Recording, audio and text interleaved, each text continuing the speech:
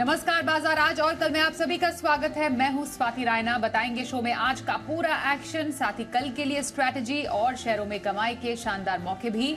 आप भी पूछ सकते हैं सवाल। फोन नंबर हमारा है 02223001634 या फिर आप हमें 02223001635 पर कीजिए कॉल।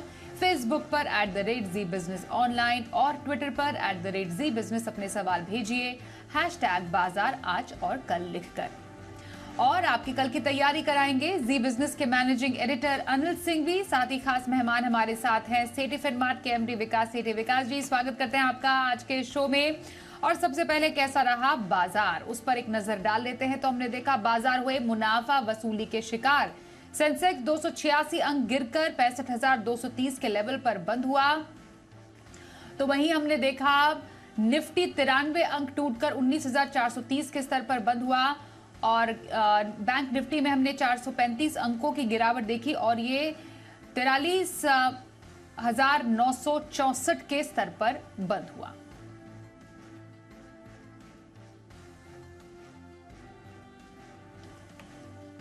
और आइए अब आगे बढ़ते हैं और जी बिजनेस के मैनेजिंग एडिटर अनिल सिंघवी से समझते हैं कि बाजार में कमजोरी के फैक्टर्स कहां से आ रहे हैं। भारतीय बाजार कल की कमजोरी को आज और आगे बढ़ाते नजर आए। उसके पीछे दो खास वजह थी। पहली, विदेशों से, जहां अमेरिकी बाजारों में अच्छी खासी तेज गिरावट देखने को मिली। डाउ स्पेशली बड़ी तेजी से फिसला और इस साल के लिहाज से अगर देखें तो डाउ नेट नेगेटिव हो चुका है। दूसरा, वहां से जो संकेत थे बॉन्ड यील्ड को लेकर 16 साल की ऊंचाइयों पर बॉन्ड यील्ड पहुंच गए हैं। डॉलर इंडेक्स देखें तो 10 महीनों की ऊंचाइयों पर पहुंच गए। यानी कि एक भी संकेत ऐसा नहीं जो ग्लोबल मार्केट से आपको कहीं कोई राहत रिलीफ का मिलता हुआ नजर आए। सो ग्लोबल संकेत बेहद कमजोर। अब आइए हमारे अपने संकेतों पर। कल की कमजोरी के बाद वैसे भी डर तो है ही बाजार में कि हफ्ते की शुरुआत हमने कमजोर नोट पर की और कल के आंकड़े अगर आप देखें तो FIs ने दमदार बिकवाली की। कैश मार्केट में भी, वायदा कारोबार में भी, स्टॉक इंडेक्स फ्यूचर्स और साथ ही कैश मार्केट की बिकवाली मिलाकर देखें तो 5,500-6 हज़ार करोड़ की कल की बिकवाली थी। तो जाहिर सी बात है इससे भी मूड खराब होना तय था। इन सब के चलते तेज गिरावट के साथ शुरुआत होनी तय थी, लेकिन आज भी कल की तरह कम गिरावट के साथ खुले बाजार और फिर उसके बाद जैसे ही खुले गिरते पड़ते नजर आए और गिर के कुछ इंटरेस्टिंग लेवल के नीचे पहुंचे। पहले 19,500 फिर 19,400 भी, लेकिन 19,335 के आसपास सपोर्ट लेकर फाइनली क्लोजिंग उतनी बुरी नहीं दिखी 19,400 के ऊपर 90 अंकों के नुकसान के साथ। और यही हाल बैंक निफ्टी का भी था। लंबे समय बाद बैंक निफ्टी ने क्लोजिंग बेसिस पर 44,000 के हल्के से नीचे क्लोजिंग दी, 44,965 के आसपास, 43,965 के आसपास। यहाँ पर भी दबाव साफ रहा। मिड कैप और स्मॉल कैप शेयर जो अब तक मजबूत बने हुए थे, कल के सेशन में भी वो बचने में कामयाब रहे, लेकिन आज मिड कैप शेयरों की जमकर धुलाई हुई। दिग्गजों के मुकाबले में कहीं ज़्यादा गिरते पड़ते नजर आए mid cap share. Small cap share उतने बुरे नहीं थे। सो ओवरऑल कह सकते हैं कि जो कमजोरी का दायरा है आज फैलता हुआ नजर आया। अगर आखिरी आधे पौन घंटे को छोड़ दें जहाँ हल्की रिकवरी इस वजह से हुई कि डाउ फ्यूचर्स रिकवर होते हुए नजर आए, 100-125 पॉइंट नीचे थे, उससे हरे निशान में आते दिखे, वही एक राहत की बात थी। अदरवाइज आज के सेशन में बाजार में कहीं भी छुपने की जगह नहीं और सब तरफ बिकवाली का माहौल हावी होता दिखा। और आइए अब देख लेते हैं संस्थागत निवेशकों के आंकड़े भी। FII यानी विदेशी संस्थागत निवेशकों की तरफ से भारी भरकम बिकवाली के आंकड़े सामने आए हैं। 4,424 करोड़ रुपए की बिकवाली FIIs की ओर से। वहीं DIIs यानी घरेलू संस्थागत निवेशकों ने करीब 1,769 करोड़ रुपए की खरीदारी की है।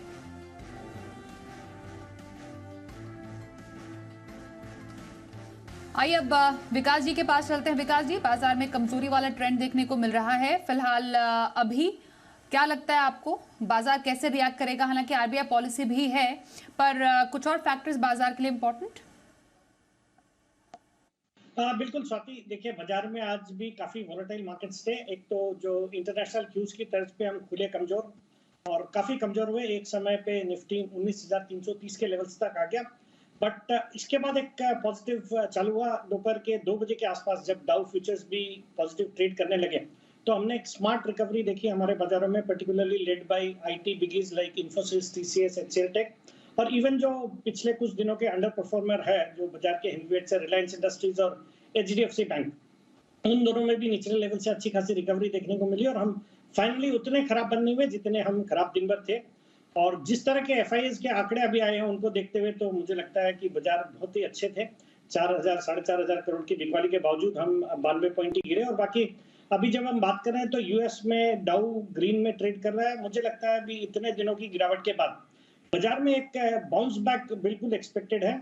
और मिड कैप स्मॉल कैप में उतनी चिंता नहीं है। वहां पे आज पहला दिन था जब थोड़ा ढंग का करेक्शन हुआ, but otherwise they are doing well. मुझे लगता है अच्छे स्टॉक्स में बिल्कुल बने रहना चाहिए और आने वाले दिनों में I am expecting a good recovery in the markets. तो मुझे लगता है बाजार में लॉन्ग साइड में रहना चाहिए। बिल्कुल। तो ये रही विकास जी की बाजार पर आए। विकास जी, अब आपसे समझना हम चाहते हैं कि पोजिशनल व्यू कौन से स्टॉक में रखने की सलाह रहेगी आपकी? देखिए स्वाति, अगर किसी को पोजिशनल तौर पे खरीदारी करनी है तो मेरा एक पसंदीदा स्टॉक रहा है पूना वाला फिनकॉर्प। आज ये 377 के लेवल्स पे बंद हुआ है। एक बहुत ही जबरदस्त क्वालिटी की एनबीएफसी है और हमने पिछले कुछ दिनों में जिस तरह से बाजार में गिरावट आई, इस स्टॉक में भी अच्छी खासी गिरावट हुई है। 450 के हाइस थे, वहां से करेक्ट होकर इन लेवल्स पे ये स्टॉक है। बट जिस तरह के अपडेट्स आ रहे हैं बाकी के एनबीएफसी से, जैसे बजाज फाइनेंस ने आज ही अपडेट दिए, तो मुझे लगता है एनबीएफसीज और banks they would do well और इस क्वार्टर में जो नंबर्स आएंगे, नंबर्स बहुत अच्छे रहेंगे। वैसे भी एक अच्छी क्वालिटी की कंपनी है, रिटेल फोकस्ड है, मतलब मेनली अफोर्डेबल हाउसिंग, फिर कंज्यूमर फाइनेंस, एमएसएमई फाइनेंस, फिर even pre owned cars, loan against properties, इस तरह के सेगमेंट को कैटर करती है। डिजिटल भी पूरा फोकस है। और एनपीएस देखेंगे तो कंपैरेटिवली जो इंडस्ट्री में बहुत ही लोएस्ट एनपीएस है इनके, और बाकी जो क्रेडिट कॉस्ट है, जो कॉस्ट ऑफ फंड्स है, वो भी काफी कम है। तो इन सबको देखते हुए मुझे लगता है ये स्टॉक जो अभी गिरावट के बाद इन लेवल्स पे मिल रहा है, एक अच्छा लेवल है एंट्री करने का। तो यहाँ पे खरीदारी करने की सलाह। और मेरा इसमें पोजिशनल टारगेट है 425 रुपए का, स्टॉप लॉस रखना 360 रुपए।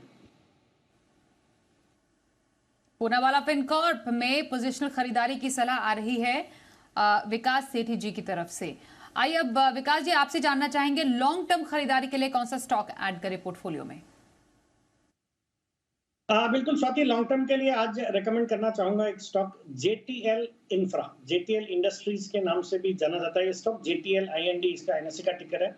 स्टॉक आज 219 के लेवल पे बंद हुआ है। ये कंपनी एक इंटीग्रेटेड मैन्युफैक्चरर और सप्लायर है स्टील ट्यूब्स की, स्टील पाइप्स की, मेनली ERW पाइप्स यानी कि इलेक्ट्रिकल रेजिस्टेंस वेल्डिंग पाइप्स, फिर गैल्वेनाइज्ड पाइप्स और सोलर स्ट्रक्चर्स, इन सब के लिए जानी जाती है। सभी तरह की इंडस्ट्रीज को कैटर करती है, जैसे वाटर ट्रांसपोर्टेशन है, agriculture, infrastructure, solar power, heavy vehicles, इन सब इंडस्ट्रीज को कैटर करती है। और बहुत ही जबरदस्त क्लाइंटेल है। क्लाइंट लिस्ट देखेंगे तो टाटा पावर है, अशोक लेलैंड है, सीमेंस, सुजलॉन, HPCL, MGL, इन सबको कैटर करती है। कंपनी एक इन्वेस्टर फ्रेंडली कंपनी है। हाल ही में एक पे एक बोनस भी दिया है, 7 सितंबर को एक्स बोनस हुआ है ये स्टॉक। और कुछ अच्छे म्यूचुअल फंड्स ने हाल ही में एक्वायर भी किया है इसमें स्टेक। और बाकी 4 इनके मैन्युफैक्चरिंग फैसिलिटीज है और ये अपनी कैपेसिटी को भी डबल करने जा रही है बाई FY 2025। मुझे लगता है ये स्टॉक यहाँ से बहुत अच्छा कर सकता है over longer period of time. तो यहाँ पे खरीदारी करने की सलाह। और मेरा इसमें 9 से 12 महीने का टारगेट है 300 रुपए का। तो खरीदारी करने की सलाह है for long term JTL industries में, जो आज 218-19 के लेवल पे अवेलेबल है, for a target of 300 over the next 9 to 12 months.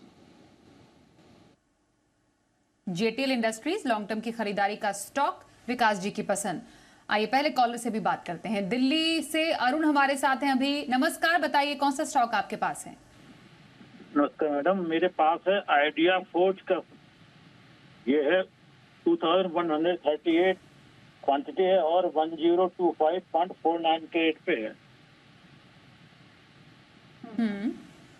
तो इसमें बने आपका रहे व्यू क्या है स्टॉक पर? आइडिया फोर्ज कब तक रखेंगे?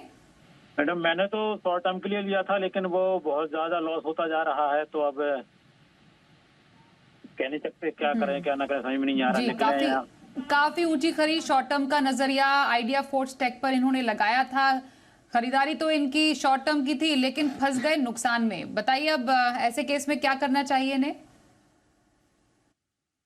देखिए स्वाति, अरुण जी को सलाह रहेगी इस स्टॉक में करंट लेवल्स पे होल्ड करने की। इन्होंने एक तो ऊंचे लेवल्स पे लिया, बाकी इनका जब शॉर्ट टर्म का नजरिया था तो एक स्टॉप लॉस डेफिनेटली इनको लगाना चाहिए था, जो इन्होंने नहीं लगाया और भारी नुकसान इनको हो रहा है। बट ये एक नई लिस्टिंग है, अच्छे सेगमेंट में है, ड्रोन्स बनाती है कंपनी और काफी अच्छा परफॉर्मेंस रहा है। बट इन्होंने बहुत ही ऊंचे लेवल्स पे ले लिया, जो बाजार जब यूफोरिक थे तब उस समय इन्होंने लिया और अब अच्छा खासा नुकसान हो रहा है। बट यहाँ पे होल्ड करने की सलाह रहेगी। मुझे लगता है ये स्टॉक यहाँ से रिकवर कर सकता है। अच्छी क्वालिटी की कंपनी है, but bought at a very high price. मुझे लगता है थोड़ा समय देना चाहिए, मतलब शॉर्ट टर्म व्यू नहीं रख के अगर ये 9 से 12 महीने का व्यू रखेंगे तो यहाँ से अच्छा अपसाइड देखे जा सकते हैं। तो साल भर का नजरिया रख सकते हैं आप आइडिया फोर्ज टेक पर, इस पर यही राय दे रहे हैं विकास जी, बने रहें। आइए अगले कॉलर हमारे साथ है गुजरात राजकोट से तंक किशन साहब, बताइए क्या कौन सा स्टॉक आपके पास है? सर मेरे पास, नमस्ते। नमस्ते। हेलो जी, नमस्ते जी, सुन पा रहे हैं, सवाल पूछिए। मेरे पास ओपोलो टायर का शेयर है, 414 पे बाइंग है, 24 शेयर। अभी लॉस में चल रहे हैं तो क्या होल्ड करें या सेल करें? और ओके, अपोलो टायर्स सर क्या व्यू रखते हैं आप इस स्टॉक पर? 414 की इनकी खरीद है। नहीं देखिए, अगेन सेम थिंग, इन्होंने भी ऊंचे लेवल्स पे थोड़ा खरीद लिया है। और तो एक्चुअली मार्केट में जो करेक्शन हुआ तो हर स्टॉक में एक अच्छा खासा सब्सटेंशियल करेक्शन हुआ, खास करके फ्रंट लाइन स्टॉक्स में। कंपनी अच्छी है और वैल्यूएशन के लिहाज से अपने पीएस से भी सस्ता है ये स्टॉक। बट टायर स्टॉक्स में नॉर्मली जब क्रूड ऑयल बढ़ता है तो उसका एक नेगेटिव इंपैक्ट देखा जाता है। हालांकि ऑटो सेक्टर पे मैं बुलिश हूँ, तो स्टॉक पे मैं overall medium to long term अच्छा खासा बुलिश हूँ और मुझे लगता है करंट लेवल्स पे होल्ड करना चाहिए। करंट लेवल्स पर अपोलो टायर्स होल्ड कीजिए, यही सलाह विकास जी आपको दे रहे हैं। महाराष्ट्र नासिक से तुषार जी से भी बात करते हैं। नमस्कार, बताइए कौन सा स्टॉक आपके पास है? आईडीसीपी लिमिटेड। कौन सा स्टॉक फिर से बताएंगे? IDFC limited. IDFC, okay. क्या खरीद है आपकी? इस क्वांटिटी है 65। 65 पर आईडीएफसी लिमिटेड आपने लिया? हाँ। ओके, और कब तक का व्यू है आपका स्टॉक पर, कब तक रखेंगे? 1 साल। 1 साल का नजरिया आईडीएफसी पर। विकास जी बताइए इनकी खरीद के हिसाब से क्या रहे इनकी स्ट्रैटेजी 1 साल के लिए? पहले तो बधाई देना चाहूंगा निवेशक को, बहुत अच्छे लेवल्स पे इन्होंने आईडीएफसी के स्टॉक में निवेश किया और डबल हो गया इनका जो इन्वेस्टमेंट है। बट यहाँ पे भी होल्ड करने की सलाह है, एक अच्छी क्वालिटी की कंपनी और इनका जो मर्जर ऑलरेडी अनाउंस हो चुका विद आईडीएफसी फर्स्ट बैंक, तो इनको अगर इनका 1 साल का नजरिया है तो मुझे लगता है 1 साल में तो ये मटेरियलाइज हो जाएगा, तो इनको आईडीएफसी फर्स्ट बैंक के शेयर्स मिलेंगे। और आईडीएफसी फर्स्ट बैंक पे मैं बुलिश हूँ over a longer period of time. Stock ने अच्छा किया बट यहाँ से भी और अच्छी उम्मीदें हैं और वैसे भी बैंकिंग और एनबीएफसी स्टॉक्स अच्छे लग रहे हैं, तो मेरी राय में आईडीएफसी को होल्ड करना चाहिए करंट लेवल्स पे। तो अच्छे मुनाफे में हैं आप, आईडीएफसी को होल्ड कीजिए, यही आपके लिए सलाह आ रही है विकास जी की तरफ से। बिहार से जितेश जी से भी बात करते हैं। नमस्कार, बताइए कौन सा स्टॉक आपके पास है? हाँ नमस्ते मैम, मेरे पास सांघी इंडस्ट्रीज है, 42 का खरीद है, 200 क्वांटिटी है। अभी जो सांघी इंडस्ट्रीज में अंबुजा कंपनी जो खरीद लिया है शेयर, तो उसके बाद हमारा क्या फ्यूचर है? तो सांघी इंडस्ट्रीज में सर अभी फिलहाल क्या फंडामेंटल्स आपको नजर आ रहे हैं और क्या करना चाहिए? 42 की इनकी खरीद है इसमें। पहले तो बधाई के पात्र है निवेशक, बहुत अच्छे लेवल्स पे इन्होंने स्टॉक को लिया और स्टॉक में कॉर्पोरेट डेवलपमेंट हुआ है। अंबुजा सीमेंट बहुत जानकारी भी रखते हैं पूरे अपने स्टॉक के बारे में, वो एक अच्छी बात है। और अंबुजा सीमेंट ने इस कंपनी को एक्वायर करना है और मुझे लगता है इस स्टॉक को अभी करंट लेवल से भी और अपसाइड के लिए होल्ड करना चाहिए, तो maintain hold under current levels. तो करंट लेवल पर होल्ड करने की सलाह सांघी इंडस्ट्रीज में आपके लिए दे रहे हैं विकास जी, बने रहिए। आइए अब अगले सवाल पर चलते हैं। उत्तराखंड से दीपक जी इस वक्त हमारे साथ हैं। नमस्कार, बताइए कौन सा स्टॉक आपके पास है? नमस्कार मैडम, मैं सेट्टी सर का बहुत बड़ा फैन हूँ। मेरा 3 सवाल था। एक, कोचिंग शिपयार्ड मेरा 1250 पर लिया हुआ है, गार्डन रीच शिप बिल्डर्स मेरा 935 पर लिया हुआ है और सेंट्रल बैंक मेरा 55 में लिया हुआ है। और शेट्टी साहब के कहने पर मैंने आईक्यू लाइटिंग, नेटवर्क टेक्नोलॉजी और रॉयल ऑर्चिड होटल लिया था कि, और वो तो बढ़ ही नहीं रहा है, तो उस पर भी सर की मैं राय लेना चाहता हूँ। मेरे ख्याल से विकास जी आपके फैन का फोन नंबर लग ही जाता है जब आप हमारे साथ होते हैं अगर मैं सही हूँ तो, अगर ये वही दीपक जी है तो। बिल्कुल स्वाति, हाँ बिल्कुल स्वाति, हर एपिसोड में कोई ना कोई फैन के फोन लग जाते हैं और अच्छी बातें सुनने को मिलती है, that gives us lot of encouragement and motivation to do better.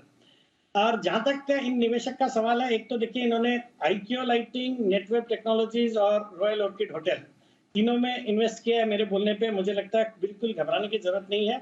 ये बाजार की गिरावट के साथ इनमें भी थोड़ी बहुत गिरावट आई है, और हालांकि नेटवेब टेक्नोलॉजीज ने पिछले कुछ दिनों में अच्छा किया है, और अब मुझे लगता है ये stock over a longer period of time बहुत अच्छा करेगा। आईक्यू के भी फंडामेंटल्स बहुत अच्छे हैं। हाल ही में भी मैंने इसको रिपीट रिकमेंड किया है, और मैं इस स्पेस पे बुलिश हूँ, कंपनी पे बुलिश हूँ।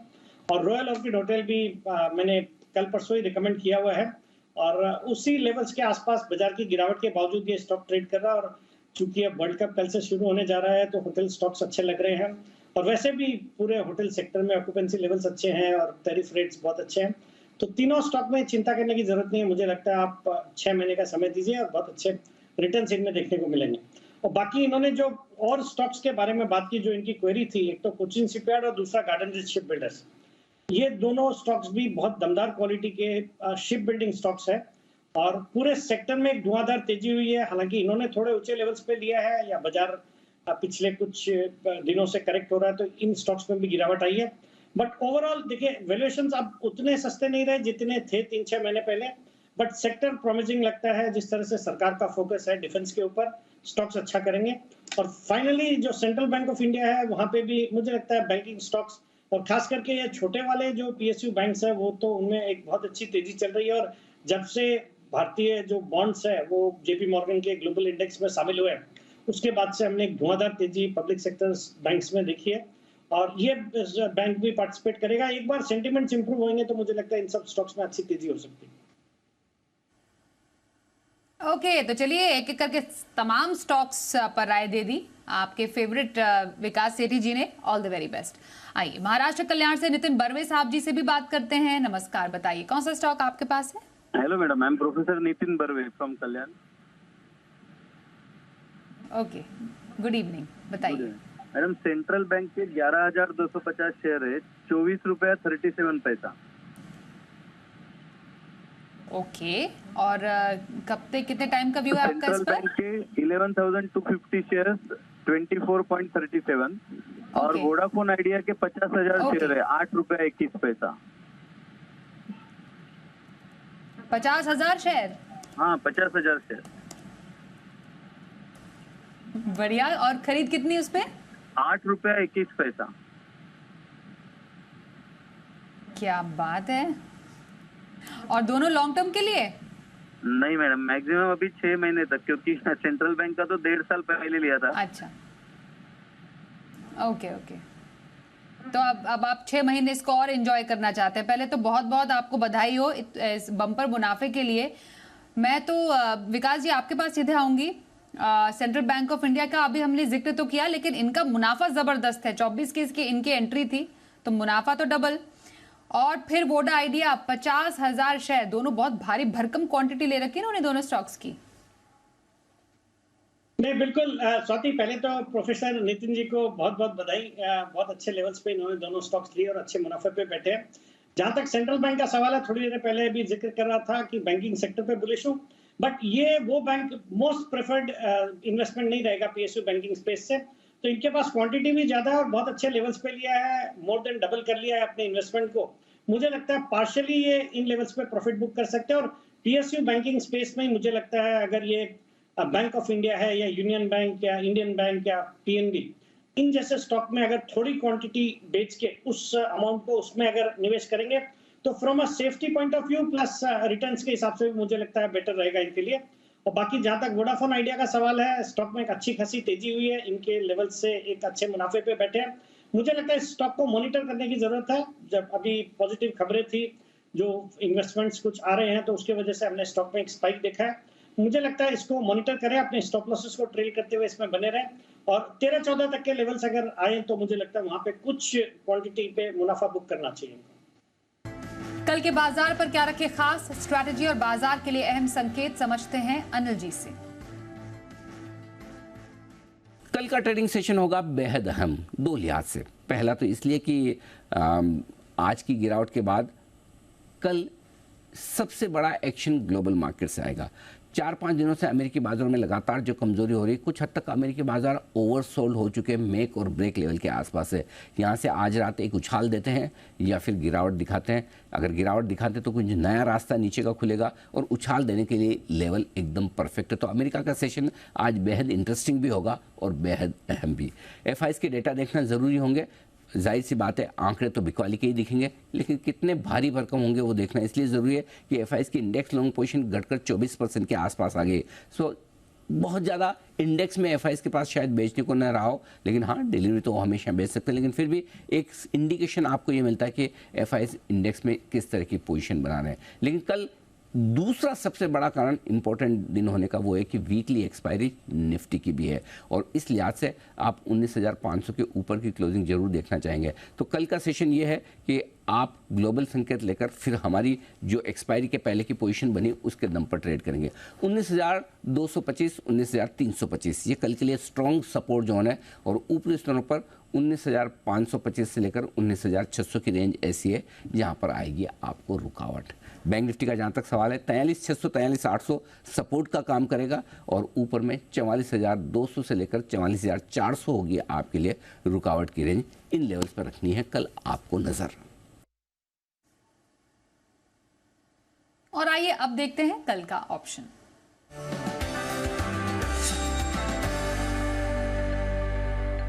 हमारे साथ एसएमसी ग्लोबल के नितिन मुरारका। नितिन जी स्वागत करते हैं। कल के बाजार में कहां पर रहे स्ट्रैटेजी? देखिए कल वीकली एक्सपायरी है और फोकस होना चाहिए 19,450 की पुट ऑप्शन पे, जिसकी क्लोजिंग प्राइस 50 के आसपास है। बट अगर हल्का सा भी मार्केट ऊपर खुला तो राइट बाइंग प्राइस इसकी होगी 25 से 30 रुपए की रेंज में, यानी 50 पे नहीं लेना है, 25 से 30 की रेंज में अगर मिलेगी तो वहां पे खरीदना है 19,450 की पुट ऑप्शन। और जब आप 25-30 की रेंज में खरीदते हैं तो आपका स्टॉप लॉस बनेगा उस समय 8 रुपए का और टारगेट बनेंगे इसके 55 से 60 रुपए के।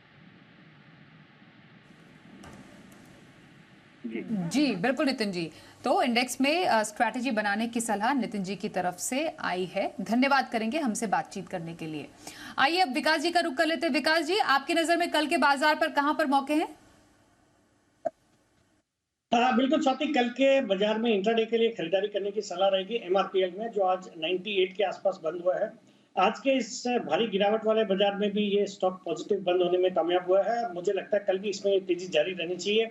एक बहुत ही अच्छी क्वालिटी की रिफाइनिंग कंपनी है और उसके अलावा पेट्रोकेमिकल्स भी बनाती है।